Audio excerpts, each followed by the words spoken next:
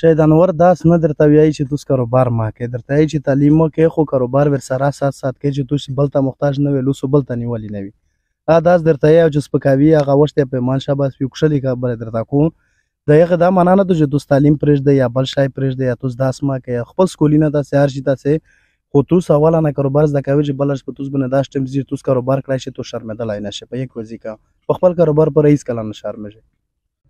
السلام علیکم ورحمت الله وبرکاتو. نن زه راغلی زلبۍ چوک منې بیا دلته دا څه کاسونه اوسېدنه زه پوښتنه کوم چې آیا دوی د څه چار کوم. السلام علیکم. وعلیکم السلام ورحمت الله وبرکاتو. اچھا نوم دې څه ده؟ نوم غلام رسول. اچھا هغه څه چار کوي؟ یاره چار خو نه کې داسې ګرځي خو څه کاروبار شریکه شه د انور یایي چې کاروبار شه برکات ته کاروبار سړی کو پیسې ورته رودرېمي به آخري مخشه لوړ شي د شه د انور غونې ته څه یې ده په باره پرې؟ بالکل شاید انور کښلي کې څه کړي دي پیمان دیا شاباس وي.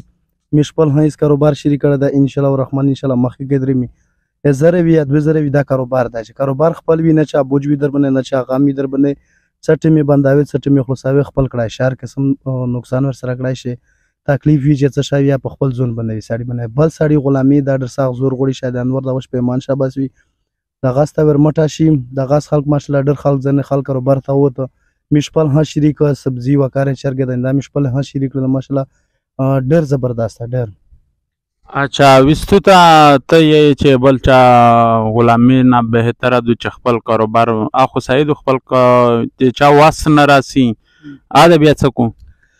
دمره واس خو وي ځینې 2000 3000 4000 دره واس خو خامخا وي که نه وي په قرضه دې هر وخت دا پرې کېږي خو چې سړی وي چې کاروبار کې به د نن سبا وخت کې دا سړی لوړ خفه کېږي نه ورپې ته خو چې دکې لش کې زړه وي لش کې من کوي لش کې زړه کوي چې نه وي کوي ورره بیا خدای پوته دی چې لش کې په سړي کې دره څه وي دا یې کاروبار هم کړی شي دا یې بل شی کړی شي هره نمونه به کړی شي خو چې لش کې سړی په ځون باندې تکلیف تېر کړو.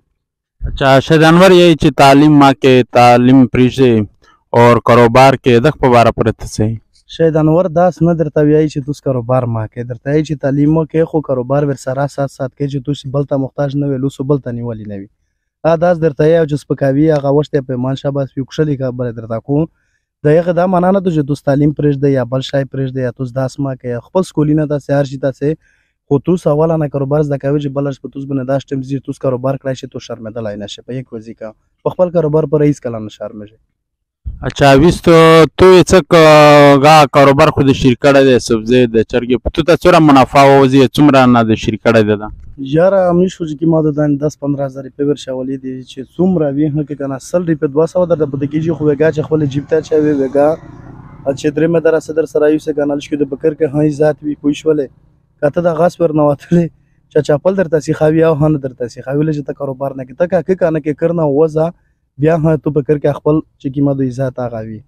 چې ته ویسو ټول ته یې چې خپل کاروبار شریک اور چې کاروبار شه برکات ته بالکل حقیقت خبره ده په کاروبار کې ډېر برکات لږ کې نه.